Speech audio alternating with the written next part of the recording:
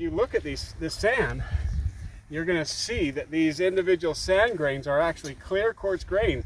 Now look as close as you can. Can you see clear quartz? Yes. Okay. Where's the red coming from? Where's the color? Yeah. It's actually the stuff that sticks to her. It's around that sand. And that's part of the formation. The formation of this sand happened instantaneously over this whole area. And then microbes living in that hot water that was forming this created the stuff that's red and made it, and it stained those quartz crystals. Now, why didn't this turn into sandstone? Must not have had enough pressure. No, that's only part of the answer, because the pressure that created the quartz would have provided pressure to make sandstone. Except that this sand would have been blown out. So this sand is something that was actually blown out of a hydro fountain somewhere. Maybe this whole valley was. We can't comprehend hydro fountains of the size that happened during the flood. The hydro fountains, for example, on our Grand Canyon trip, we're going to go to Arizona Crater. Arizona Crater is a 1 mile crater. That crater was tiny. That was a tiny crater, a tiny hydro fountain. There are some hydro fountains that are measured in 80 to 100, maybe even 200 miles across. Can you imagine how much would come out of a 200-mile wide hole, or even a 50-mile wide hole? Okay, so this material was blown out of that and then settled here.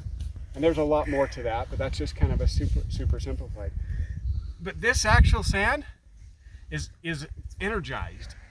Now grab a hand, a big hand that you can, and squeeze it. Okay? There's no compaction because there's no water. It's dry. It's very dry. If you got it wet, Dennis and I went, and our kids went, was it last week or 2 weeks ago? We went and we did some casting of some dinosaur tracks where they ran up a mountain just about like this steep, and you could see where the dinosaurs' toes had stuck in the ground because that sand was wet. And that sand was just like this, only wet, until it was pressurized and turned into sandstone under miles of water. So what this is right here, these quartz crystals, when the wind blows, the little sand crystals bounce along. It's called saltating. You can't see it because there's millions and trillions of these little sand that's blown around. And as they hit, each time it hits, it creates a little teeny piece of piezoelectric energy. And it happens trillions of times as the wind is blowing. And that piezoelectricity is sometimes called static electricity. It's an electricity that's built up in this sand.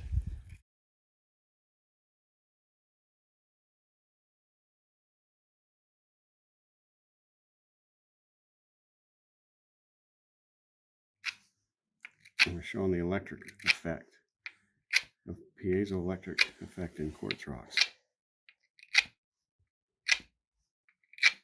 If you take this, tomorrow when you guys get your microscope out, you can take that sand and you can actually see that it has static in it because it'll actually stand up.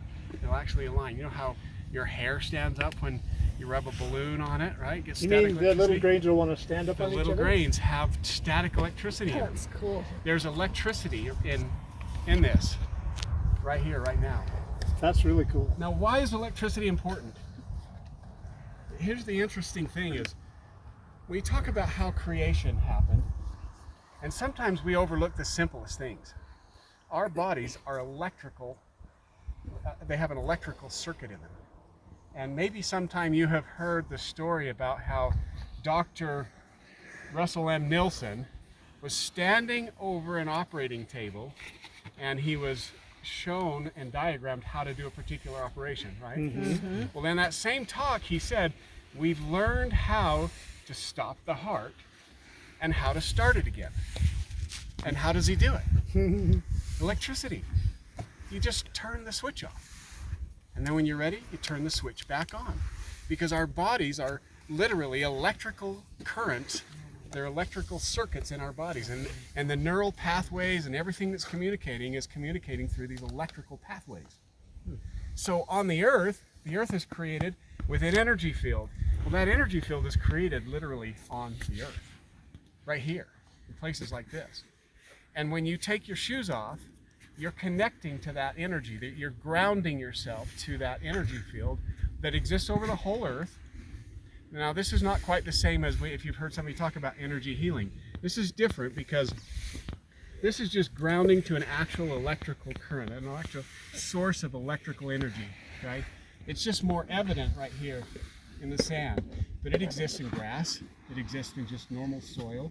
So if you're out gardening, or if you're just working outside in your bare feet and your bare hands, you're connecting to that electrical energy.